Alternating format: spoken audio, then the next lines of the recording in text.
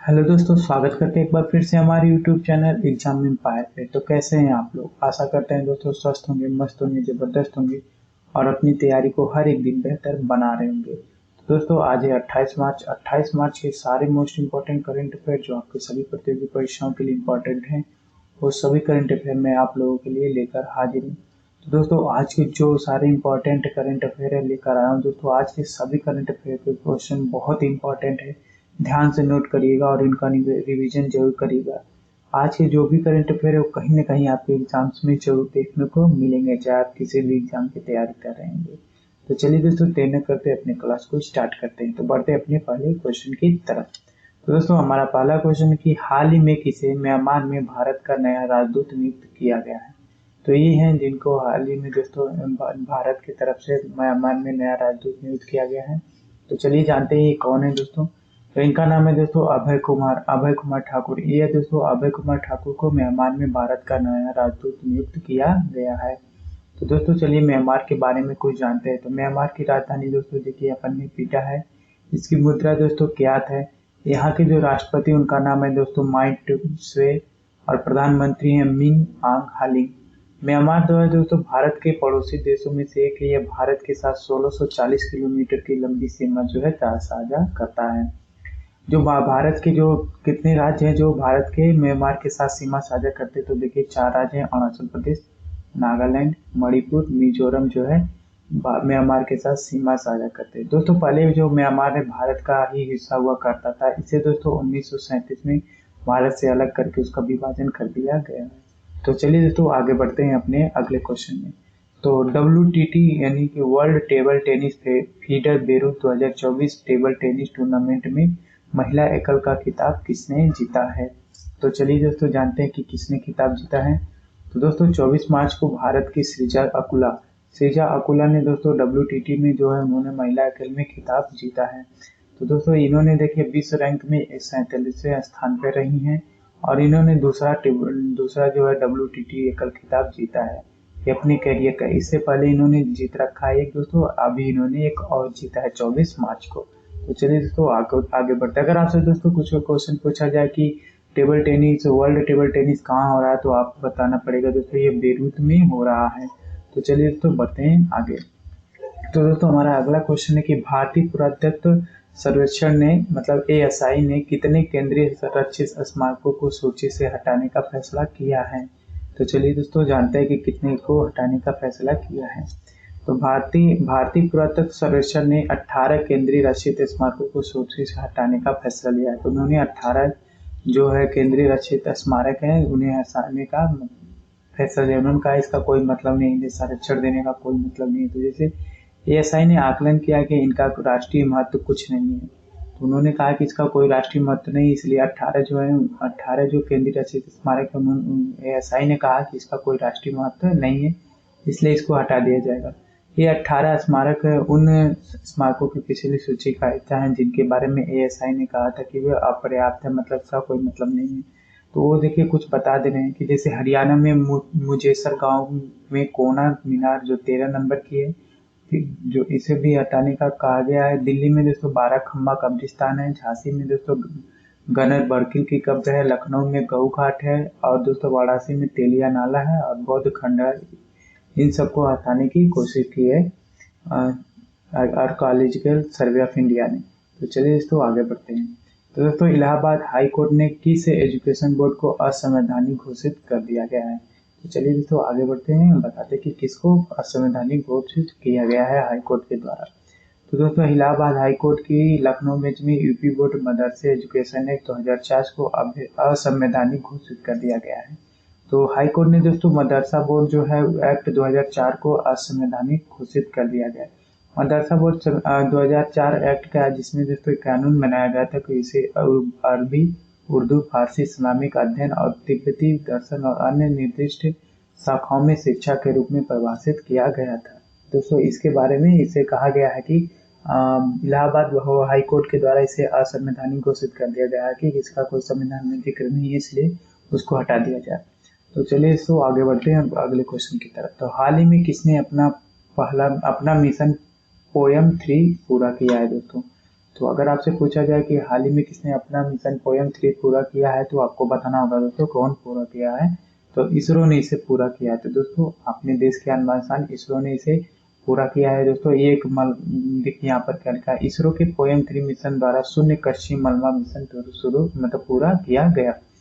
25 मार्च को इसरो ने कहा कि उसने एक मील का पत्थर हासिल किया, क्योंकि पीएसएलवी ऑर्बिटल एक्सपेरिमेंटल मॉड्यूल 3 ने पृथ्वी के वायुमंडल में पुनः प्रवेश के माध्यम से अपने उग्र अंत को पूरा किया। मतलब उसको जहां तक पहुंचना था वो पहुंच चुका है। तो देखिए पोएम 3 का जो फुल फॉर्म क्या है कि पीएसएलवी ऑर्बिटल एक्सपेरिमेंटल मॉड्यूल, इसका पूरा फुल फॉर्म है। तो चलिए दोस्तों आगे बढ़ते हैं और बढ़ते हैं अपने क्वेश्चन की तरफ। तो दोस्तों हाल ही में 148वें अंतर्राष्ट्रीय संसदीय संघ की बैठक कहाँ आयोजित की गई है। तो चलिए दोस्तों जानते हैं कि इसके बारे में कहाँ पर बैठक आयोजित की गई है। तो दोस्तों 148वीं अंतर संसदीय संघ विधानसभा जो 23 से 27 मार्च के बीच आयोजित की गई थी, इसका आयोजन दोस्तों जिनेवा के स्विट्जरलैंड में हुई थी। तो दोस्तों अंतर संसदीय संघ आईपीयू की स्थापना दोस्तों 1889 में की गई थी। और दोस्तों यहाँ पर देखिए राज्यसभा के उपसभापति हरवंश के नेतृत्व में 7 सदस्यीय भारतीय संसदीय प्रतिनिधि मंडल ने इस कार्यक्रम में भाग लिया। आईपीयू में कुल 180 सदस्य शामिल होते हैं। तो चलिए तो आगे बढ़ते हैं। तो हाल ही में कौन लोकपाल बने हैं भारत के, हाल ही में कौन लोकपाल के न्यायिक सदस्य के रूप में शपथ ली है, मतलब कौन है। तो देखिए इन्होंने दोस्तों न्यायिक रूप में सदस्य शपथ ली है। तो चलिए जानते हैं कौन है दोस्तों। तो इनका नाम है दोस्तों न्यायमूर्ति ऋतुराज अवस्थी ने लोकपाल के न्यायिक सदस्य के रूप में शपथ ली है। भारत के लोकपाल के अध्यक्ष न्यायमूर्ति एम खानविलकर ने पद की एवं गोपनीयता की शपथ दिलाई है। तो दोस्तों हाल ही में जो न्यायिक सदस्य बने उनका नाम है दोस्तों ऋतुराज अवस्थी। उनको शपथ दिलाए दोस्तों लोकपाल अध्यक्ष न्यायमूर्ति एम खानविलकर। और दोस्तों इन्होंने देखिए न्यायमूर्ति जी के बारे में जानते, ऋतुराज न्यायमूर्ति जी के बारे में इनके जानते हैं। इसके पहले दोस्तों ये 22वें वित्तीय आयोग के अध्यक्ष के रूप में कार्य थे। जो ऋतुराज अवस्थी जी हैं दोस्तों, ये क्या करते थे, पहले ये 22वें वित्त आयोग के अध्यक्ष के रूप में कार्य करते थे। और वित्त आयोग के अध्यक्ष से पहले हुआ है दोस्तों कर्नाटक उच्च न्यायालय के मुख्य न्यायाधीश भी रह चुके हैं। तो चलिए दोस्तों आगे बढ़ते हैं। हाल ही में कौन सा शहर एशिया के अरबपतियों की राजधानी बनी है। तो आपको बताना होगा, अगर आपसे क्वेश्चन पूछा जाए कि दोस्तों हाल ही में कौन सा शहर जो है एशिया की अरबपतियों की राजधानी बन चुकी है, तो हम बताएंगे कि कौन बनी है। तो चलिए जानते हैं। तो दोस्तों यहाँ पर देखिए एक रिपोर्ट आती है हुरून ग्लोबल रिसर्च इंस्टीट्यूट, जिसके अनुसार मुंबई जो है बीजिंग को पछाड़कर एशिया के अरबपतियों का केंद्र बना है। मुंबई ने बीजिंग को पीछे छोड़ते हुए एशिया के अरबपतियों की राजधानी और वैश्विक स्तर पर टॉप 3 शहर बन गया है। रिपोर्ट के अनुसार मुंबई में अरबपतियों की संख्या कुल 92 है, जबकि बीजिंग में 91 है। विश्व में सबसे ज्यादा अरबपतियों वाला शहर अमेरिका का न्यूयॉर्क है, जहां 119 अरबपति रहते हैं। अमेरिका के बाद दूसरे स्थान पर 97 अरबपतियों का शहर लंदन है। तीसरे स्थान पर मुंबई बना है। और दोस्तों चौथे स्थान पर बीजिंग है और 87वें स्थान पर शंघाई का चीन है। दोस्तों दुनिया के सबसे अमीर इंसान जो है वो है टेस्ला के सीईओ एलन मस्क। इनकी दोस्तों कुल संपत्ति है 261 अरब डॉलर और ये दुनिया के सबसे अमीर इंसान है। तो चलिए दोस्तों आगे बढ़ते हैं। तो दोस्तों विश्व रंगमंच दिवस कब मनाया जाता है। तो अगर आपसे कोई पूछे, अगर आपसे प्रश्न पूछा जाता है कि विश्व रंगमंच दिवस कब मनाया जाता है, तो इसका उत्तर आपको बताना होगा कि विश्व रंगमंच दिवस कब मनाया जाता है। अगर आपको दोस्तों इसका आंसर पता है तो कमेंट करके जरूर बताइएगा। तो चलिए दोस्तों अगर नहीं पता तो मैं बता देता हूँ। तो विश्व रंगमंच दिवस दोस्तों 27 मार्च को मनाया जाता है। इसकी शुरुआत दोस्तों 1962 में इंटरनेशनल थिएटर इंस्टीट्यूट यानी आईटीआई द्वारा शुरू की गई थी। यह प्रतिवर्ष 27 मार्च को आईटीआई के केंद्रों और अंतर्राष्ट्रीय थिएटर समुदाय द्वारा मनाया जाता है। विश्व रंगमंच दिवस का उद्देश्य लोगों को रंगमंच के महत्व और सामाजिक मुद्दों के बारे में दर्शकों को सिखाने के लिए और उनके अविश्वसनीय तरीकों के बारे में शिक्षित करना है। तो दोस्तों विश्व रंगमंच दिवस 27 मार्च को मनाया जाता है। तो चलिए तो आगे बढ़ते हैं।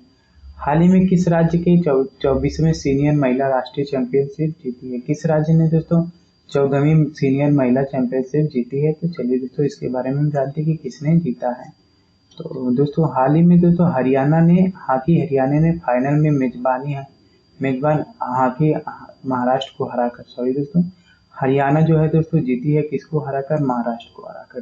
14वीं हॉकी इंडिया सीनियर महिला जो है राष्ट्रीय चैंपियनशिप जो किसने जीती है, हरियाणा जीती थी। फाइनल जो हुआ था 23 मार्च को मेजर ध्यानचंद हॉकी स्टेडियम में पीपरी पुणे महाराष्ट्र में खेला गया था। हॉकी इंडिया के बारे में चलिए जानते हैं। इसका गठन दोस्तों 2009 में हुआ था भारतीय हॉकी महासंघ के स्थान पर। पहले इसका नाम दोस्तों भारतीय हॉकी महासंघ हुआ था, जिसके बाद 2009 में हॉकी इंडिया कर दिया गया है।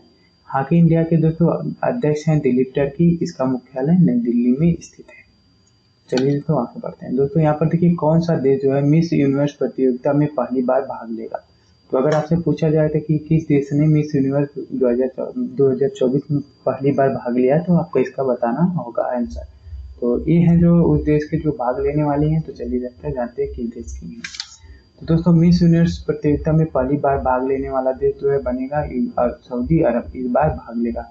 मिस यूनिवर्स प्रतियोगिता 2024 का आयोजन दोस्तों अमेरिका के मैक्सिको में होगा। जो क्रिस्टीना प्लिस्कोवा जो है मिस वर्ल्ड बनी है 2024 की दोस्तों मिस वर्ल्ड बनी है। चेक गणराज्य की क्रिस्टीना प्लिस्कोवा दोस्तों ये जो इसका जो आयोजन दोस्तों मुंबई में हुआ था। वर्तमान में दोस्तों निकारागुआ की सेनिस पलासियोस जो है मिस यूनिवर्स है इस समय। तो दोस्तों अगर आपसे कोई पूछे कि मिस यूनिवर्स प्रतियोगिता का आयोजन कहाँ पर होगा, तो आपको बताना होगा कि मैक्सिको में होगा। मिस वर्ल्ड कौन है, तो आपको बताना होगा क्रिस्टीना प्लिस्कोवा है। और दोस्तों वर्तमान में मिस यूनिवर्स कौन है, तो आपको बताना होगा पलासियोस है, सेनिस पलासियोस। तो आप इसका ध्यान करिएगा और नोट जरूर करिएगा। तो चलिए दोस्तों आगे बढ़ते हैं। दोस्तों यहाँ पर देखिए हमारा अगला क्वेश्चन है और शायद आज का लास्ट क्वेश्चन है कि हाल ही में कौन एवरेडी के नए ब्रांड एम्बेसडर बने हैं। तो अगर आपसे पूछा जाए कि एवरेडी के नए ब्रांड एम्बेसडर कौन बने, तो आपको इसका आंसर बताना होगा। बहुत ही आसान आंसर है कि नीरज चोपड़ा जो है एवरेडी के नए ब्रांड एम्बेसडर बन चुके हैं। तो दोस्तों शायद आज आखिरी का क्वेश्चन है। तो रहे आज के मोस्ट इम्पोर्टेंट करंट अफेयर जो हमारे सभी प्रतियोगी परीक्षाओं के लिए इम्पोर्टेंट थे और जो मैं आप लोगों के लिए लेकर हाजिर था। अगर दोस्तों आज की क्लास अच्छी लगी हो तो हमारे चैनल को लाइक सब्सक्राइब जरूर करिएगा और आशा करते हैं दोस्तों कि अब नोट बनाते होंगे और इसका रिवीजन जरूर करते होंगे। चलिए दोस्तों मिलते हैं अगले करंट अफेयर की क्लास में। तब तक के लिए बाय बाय।